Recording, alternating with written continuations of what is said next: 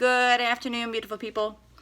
I've decided to continue on with different types of spirit guides, and the first two that I want to start with is your Gatekeeper and your Protector Guide.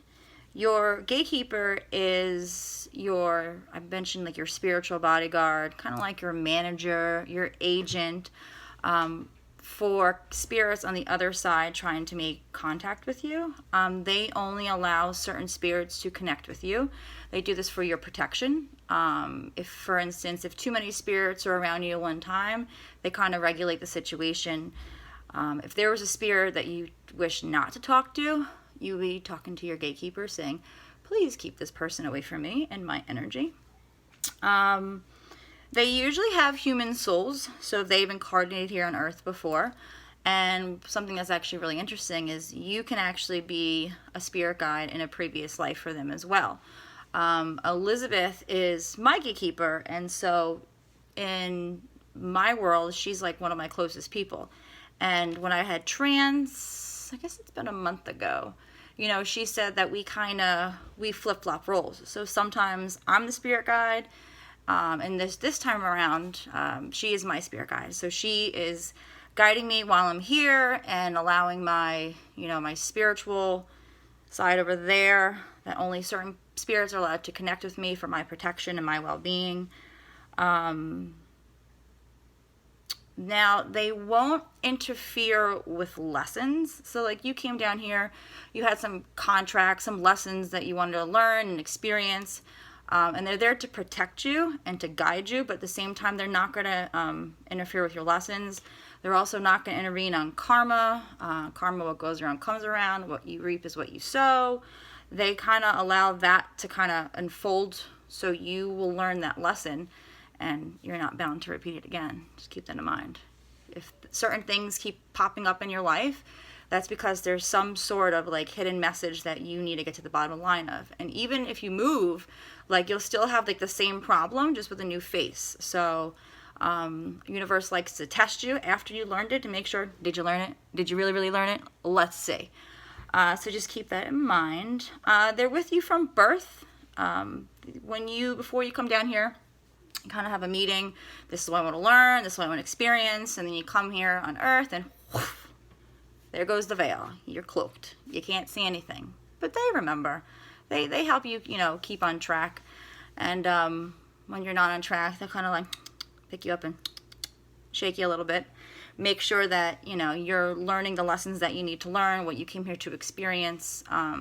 Sometimes they're not the greatest things. Sometimes, you choose to pick challenging paths because your soul pretty much wants to learn a lot, and it wants to learn a lot quickly. And like the more you learn, your vibration will increase, and more of the light can be shined through you because you now have that personal experience instead of just reading about it or hearing about it.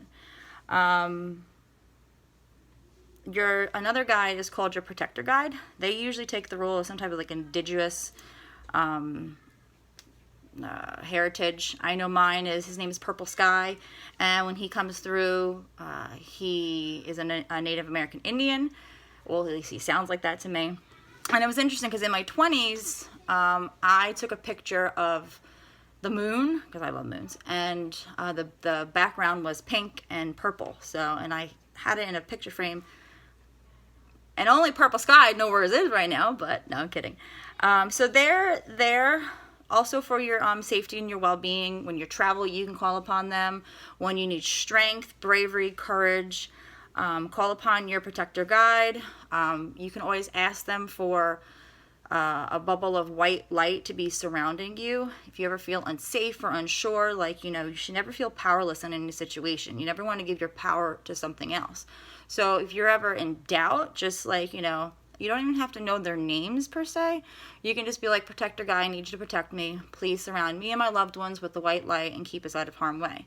Archangel Michael is another one that you can always call upon.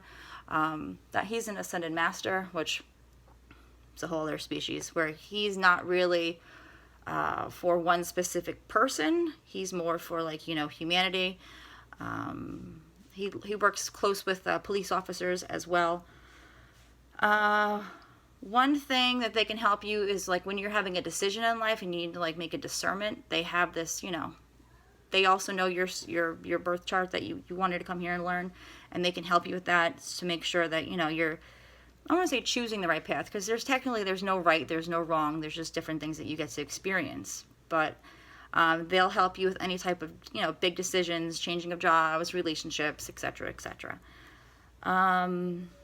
They're very strong in character. They kind of, it's the protector guide. And, they help you with physical as well as spiritual, just like you're a gatekeeper. And I feel like they kind of like work close, because when I have trans, they kind of like piggyback off each other. One thing is actually very interesting that happened to me, I guess years ago.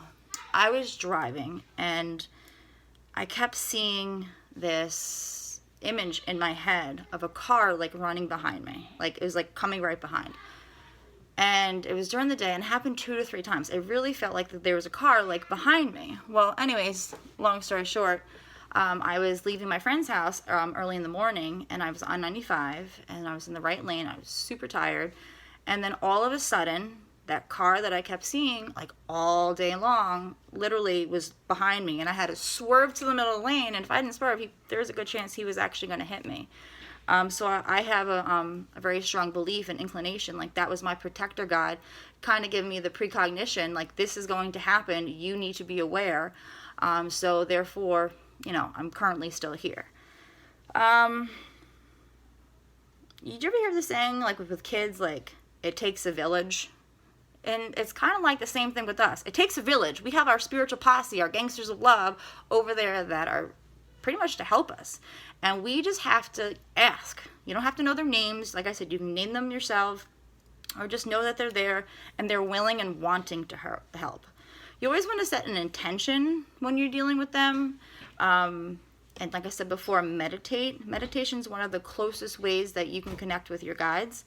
Also, you develop a relationship with them, and it takes over time. So like in my 20s, this sounds silly, but I don't really care. So I'd be like driving to work and I would hear, you left your phone at home.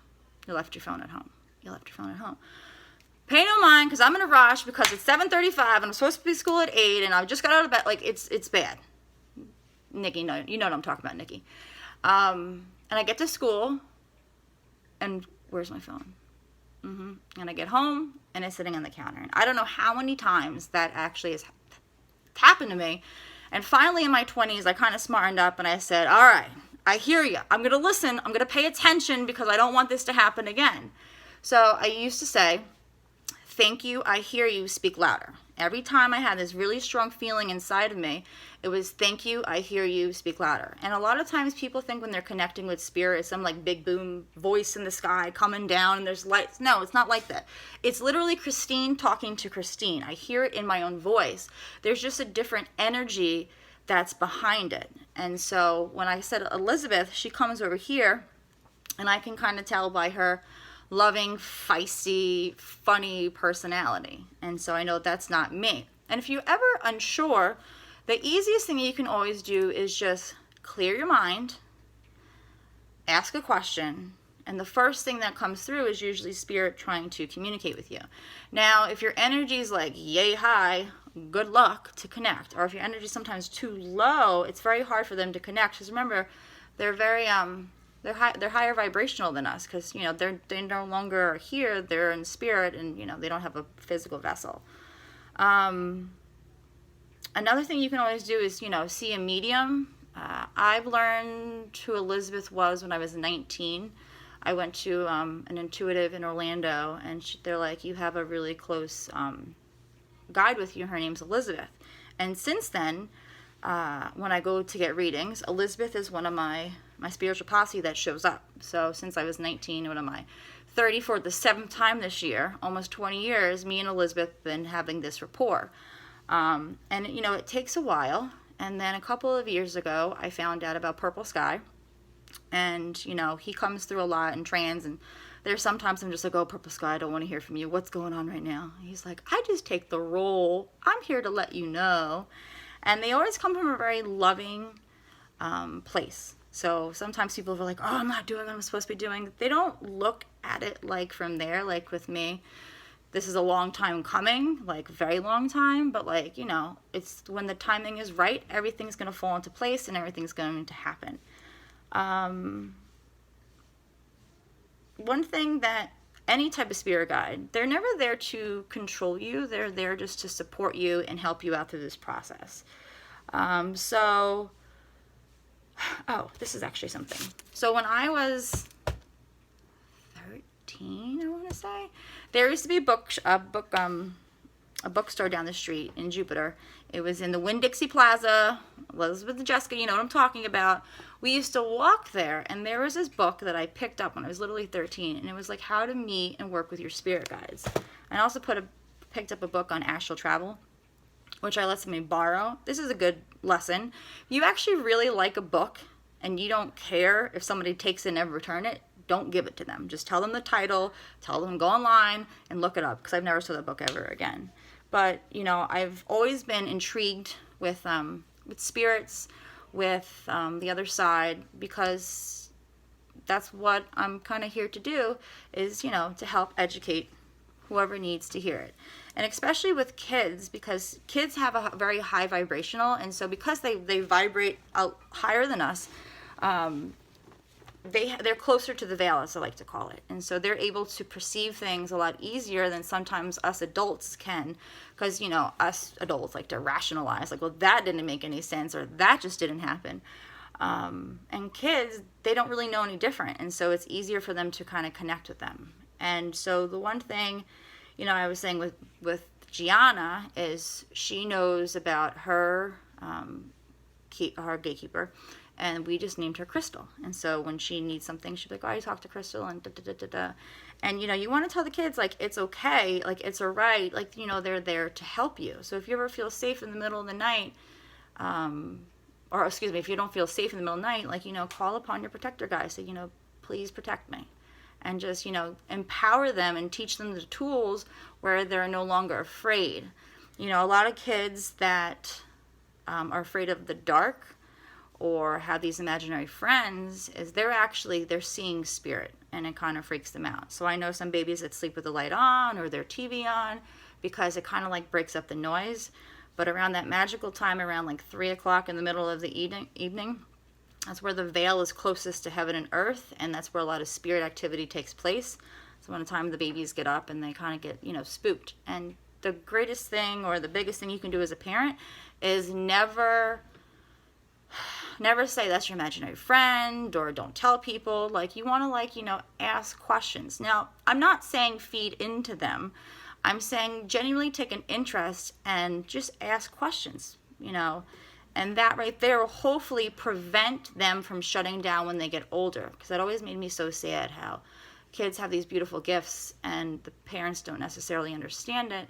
And they, you know, little by little, the kid ends up shutting down when it is a gift and it's supposed to help them one way or the other in their future.